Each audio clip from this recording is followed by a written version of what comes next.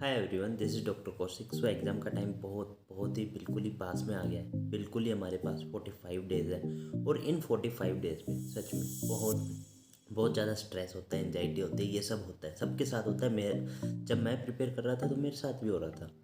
और ऊपर से मेरे साथ तो ऐसा कुछ था कि जो मैं मेरा एक महीने पहले 40 डेज़ पहले मेरा एम्स का मैंने जो एग्ज़ाम दिया था, जहाँ पर मैं ये सोच रहा था कि अंडर 500 तक मेरे को रैंक लानी है। और वहाँ पर जो मेरा रिज़ल्ट आया था वो इतना बेकार आया था, जहाँ पर मैं इतना ज़्यादा डिप्रेस हो गया था। वहाँ से खुद को मोटिवेट करना और नीट पीजी में एक अच्छी रैंक लाना, जो कि एम्स में मेरी रैंक आई थी 11,000। वहाँ से खुद को इतना मोटिवेट करना कि नीट में 1,000 रैंक लाना, जहाँ पर मेरा टारगेट हमेशा रहता था कि अंडर 500, बट स्टिल 1,000 रैंक तक मेरी आ गई थी। तो वहाँ से इतना डिमोटिवेट होने के बाद भी मैंने खुद को इतना ज़्यादा चेंज किया था, इतनी ज़्यादा मेहनत की थी। हालांकि एम्स के एग्ज़ाम के बाद इतना ज़्यादा डिप्रेस हो गया था कि 5-6 दिन तो मैंने टाइम वेस्ट कर ही दिया था।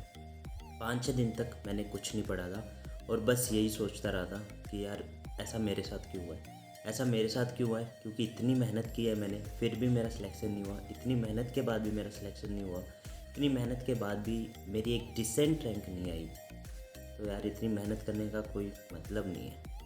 और इससे ज़्यादा मैं क्या करूँ, इससे ज़्यादा मैं क्या करूँ कि मेरी रैंक आए, मेरे मार्क्स आए, इससे ज़्यादा मैं क्या करूँ। और ऊपर से नीट का एग्ज़ाम आने वाला था एक महीने बाद, और जहाँ पर दिमाग में ये चल रहा था कि लोग हंसेंगे मेरे ऊपर, कि नीट का एग्ज़ाम में भी अगर मेरी रैंक नहीं आएगी तो लोग, ऐसे बहुत सारे लोग हैं जो मुझ पर हंसने वाले हैं, जो ये बोलने के लिए तैयार बैठे हैं कि ये तो इतनी ज़्यादा मेहनत करता था और इसकी रैंक इतनी आई 11,000। कैसे मुंह दिखाऊंगा मैं इन सबको, कैसे इन सब के सामने जाऊंगा मैं। ये सब मेरे दिमाग में चलता था। और उन 5-6 दिनों में जो मैंने वेस्ट किए थे एम्स के एग्ज़ाम के बाद, इतना ज़्यादा डिप्रेस हो गया था। बट उन 5-6 दिनों में इतना ज़रूर सोच लिया था कि अब पीछे मुड़कर नहीं देखूँगा।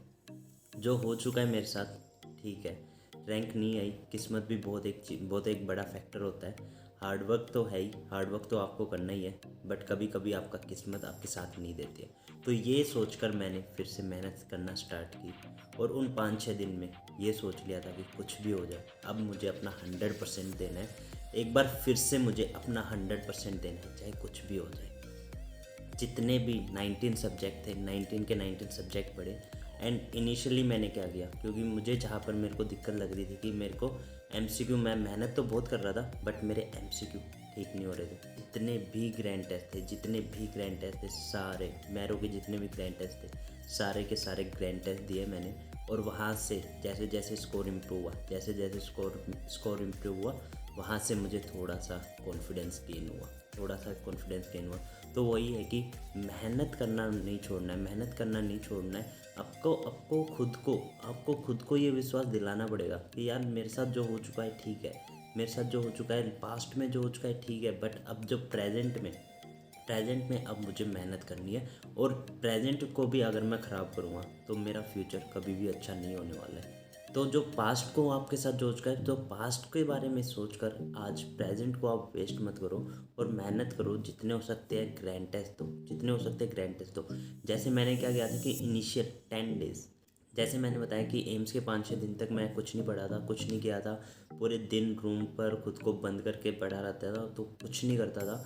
बट उन 5-6 दिन के बाद खुद को इतना मोटिवेट किया था कि अगले 10 से 15 दिन तक सिर्फ और सिर्फ ग्रैंड टेस्ट दिए थे, सिर्फ और सिर्फ ग्रैंड टेस्ट दिए थे। और उन ग्रैंड टेस्ट देने के बाद मुझे थोड़ा सा कॉन्फिडेंस मेरा इंक्रीज़ हुआ।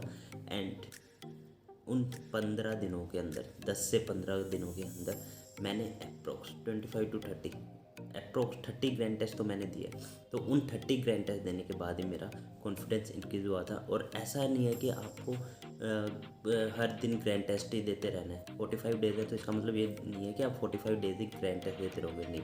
ये बहुत ही गलत स्ट्रेटजी है।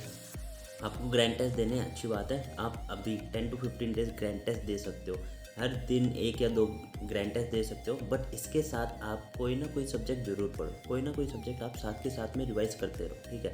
तो 10 to 15 डेज आप ग्रैंड टेस्ट दे सकते हो, ये भी एक अच्छी स्ट्रैटेजी होती है।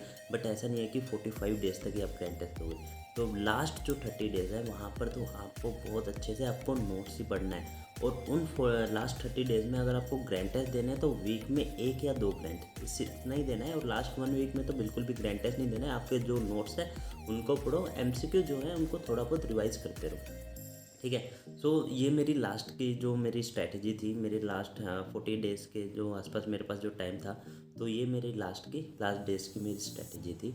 सो जिसको कि मैंने आज आपके साथ शेयर किया है। And I hope you like this video and share my video and subscribe my channel. All the best.